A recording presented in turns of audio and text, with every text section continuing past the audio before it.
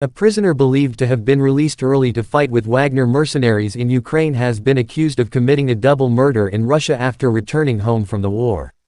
Demyan Kevorkian, who was given an 18-year prison sentence in 2016, has been arrested for killing a young man and woman on their way home from work.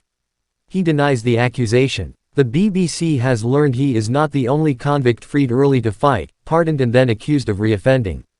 We have confirmed that suspects in about 20 serious offenses, including rape and murder, are fighters recruited by the Wagner mercenary group in prison and released early to serve in Ukraine. Kevorkian was one of 150 prisoners recruited on 31 August 2022 when the head of Wagner, Yevgeny Prigozhin, visited his prison, according to a former inmate quoted on a social media channel. The BBC has been told that Kevorkian was later spotted back in his home village of Pridorozhnaya in Krasnodar, southwest Russia, telling people he had just returned from the battlefields of Ukraine. One of the people he is accused of killing is 19-year-old Tatiana Mostyko, a children's entertainer. Her mother Nadezhda shows us a video of Tatiana in a pink and blue jumpsuit, dancing and organizing games at a party. She loved that work, says Nadezhda. When she came back from a job, she'd laugh about what they'd been doing, how she amused them. But the last job Tatiana did was on the 28th of April.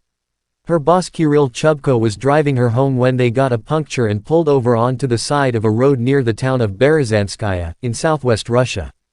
Kirill's wife Darya told local media he called her to say he'd be late, but not to worry as a group of young people had stopped to help them. That was the last time she heard his voice. By morning, the pair were still not home. Sensing something was wrong, a worried Darya called the police. Hundreds of people helped search remote countryside and Tatiana's mother began a 6-hour journey to the area, catching a plane and train from her small village in Siberia, in eastern Russia. The worst thing was when we landed and I switched my phone back on. There were endless messages, says Nadezhda. You can't imagine how I panicked.